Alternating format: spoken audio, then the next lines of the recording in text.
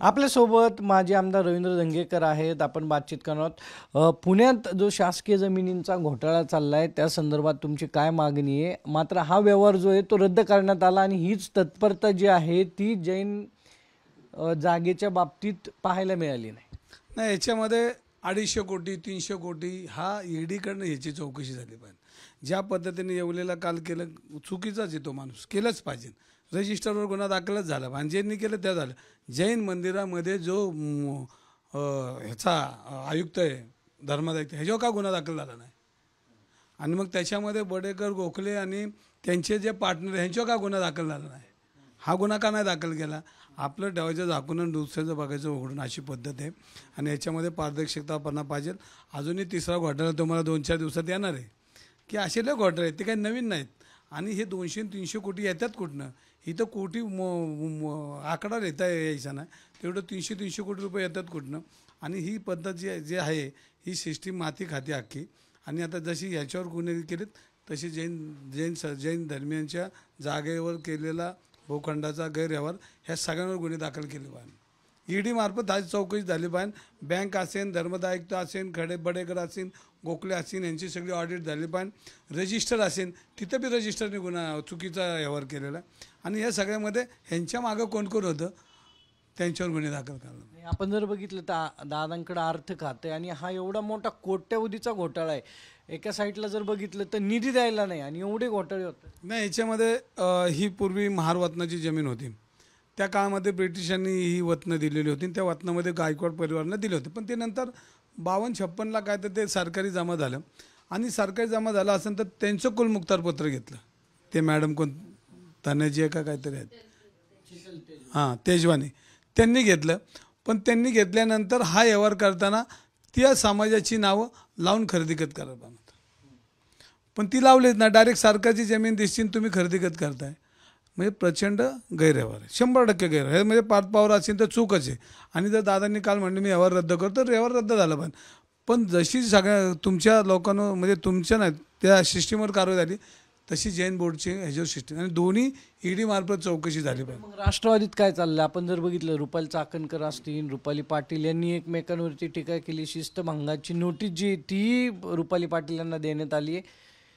कसं तुम्ही सगळं बघता? तुम्ही काल परवाच म्हणले होते की दादांचं कोणी ऐकत नाही. मग हा जो व्यवहार व्हायच्या अगोदर मी 4 दिवस अगोदर म्हटलं की दादांचं कोण ऐकत नाही, ही वस्तुस्थिती आहे. आपण बघितलं असं जिथं जिथं दादांनी नोटिसा दिल्यात ज्या त्यांच्या कार्यकर्त्यांना, ते उलट ॲग्रेसिव्ह झालेत, सगळीकडेच. म्हणून मी म्हणलं दादांचं कोण ऐकत नाही. 2 दिवसांनी तसंच झालं, मुलगा बी ऐकत नाही. हे चित्र उभं आहे. याच्यामध्ये दादा माझे नेते आहेत, मी आवडता नेता आहे माझा. पण आता त्यांचंच कोण ऐकत नाही तर अवघड आहे. शेवटी आपल्या माणसाला दुःख पोचतं तर आपल्यालाही वाईट वाटणार, कारण शेवटी आपला माणूस. नाही, वाईट वाटत नाही. माझं म्हणणं ते नाही की राजकारणी माणसाची अशी अवस्था होऊ नये.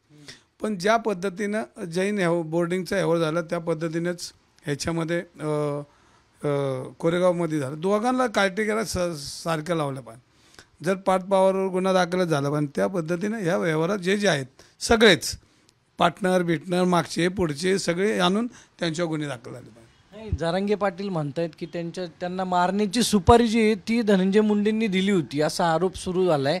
खरंच असं झालं असेल का?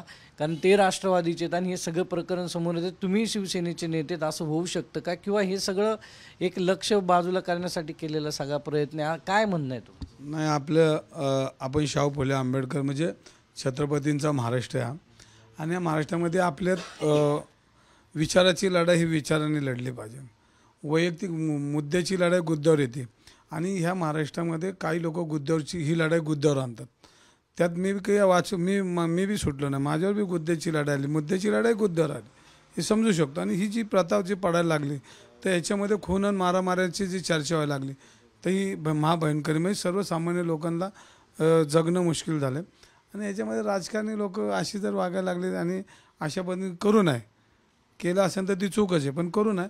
आणि मुद्द्याची लढाई मुद्द्यावर राहिली पाहिजे, विचाराची लढाई विचारावर राहिली पाहिजे. एखादा विषय चुकत असेल पण त्याला डायरेक्ट त्याच्या जीवावर उठणं बी योग्य नाही. ही चूक कुणी करू नये, ह्या मताचा मी आहे. काल पत्रकार परिषद झाली आयुक्त कार्यालयामध्ये, ती पत्रकार परिषद तुम्ही बघितली असेल की जे प्रकार सध्या सुरू आहे म्हणजे पुण्यात गुन्हेगारी, खून, मारामाऱ्या या सगळ्या गोष्टी, मग पोलीस आयुक्तांकडून अजूनही पाऊल उचललं जात नाही असं. मी 1-2 दिवसापूर्वी बिबेवाडीमध्ये जे गुन्हेगारांवर जी ॲक्शन घेतली ती मी पोलीस आयुक्तांचं मनापासून अभिनंदन करतो, तिथल्या PIचं बी अभिनंदन करा. जे चांगलं आहे त्याला चांगलं म्हणलं पाहिजे.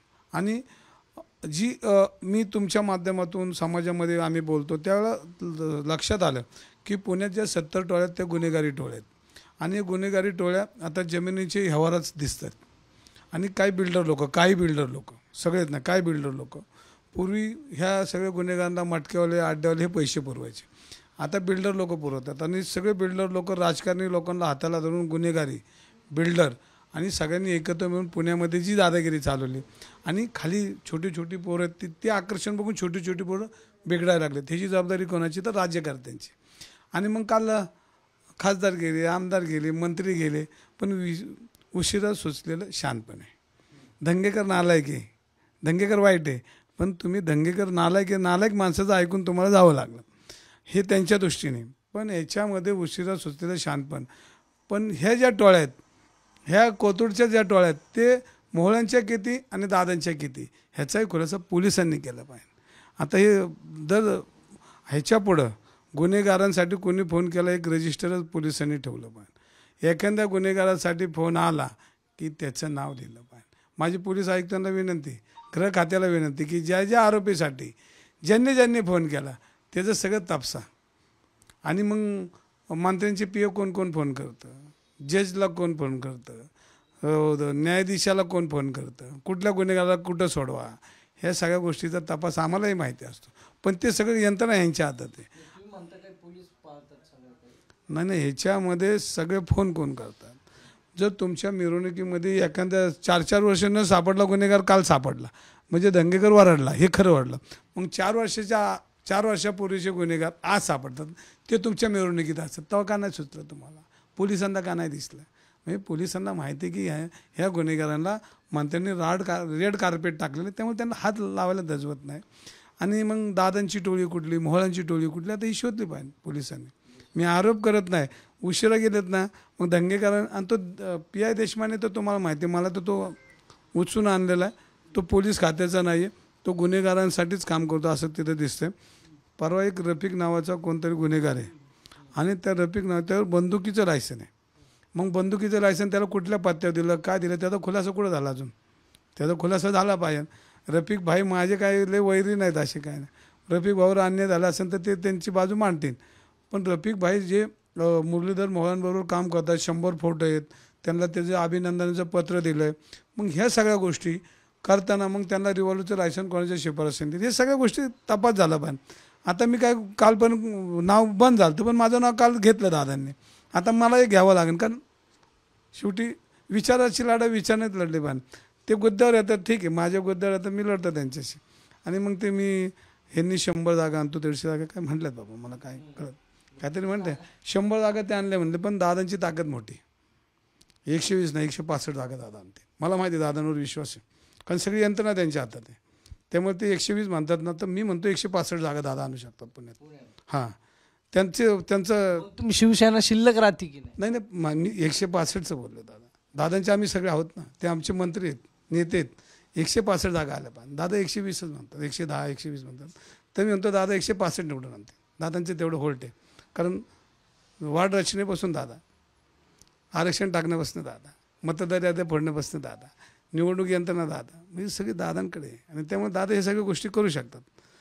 तुम्ही वार्ड रचनेत बी बघितलं ना, दादा ह्याच्यात दादा, त्याच्यात दादा, आणि मग हे सगळं दादा करणार. तर 165 जागा निवडून आणते. माझा विश्वास आहे दादांवर की 165 जागा निवडून आणते. एक जागा जरी कमी आली तरी ते राजकारणातून दिसणार नाही, कारण एवढी त्यांची ताकद आहे पुण्यात, आपल्याला माहिती आहे ना. मग किती येतील तुमचा विश्वास? 165 येतं ना दादांची. 165 जागा म्हणजे नाही, दादांची 165. दादांचे दादांचे आहेत, भाजपचे नाही, दादांचे आहेत. भाजपचे किती? भाजप ते आता सांगतो ना, मग आता वेळ आहे थोडा, सांगतो की आपल्याबरोबर रवींद्र दंगेकर होते. आणि जे यापुढे एखादे मंत्री असतील किंवा लोकप्रतिनिधी असतील, जर पोलीस स्टेशनला फोन करून गुन्हेगारांना पाठीशी घालत असतील तर त्या संदर्भातलं एक रजिस्टर करावं अशी मागणी जी आहे ती रवींद्र धंगेकरांनी केली आहे. कॅमेरामॅन किरण काजळेसह सागरवाड, साम टीव्ही, पुणे.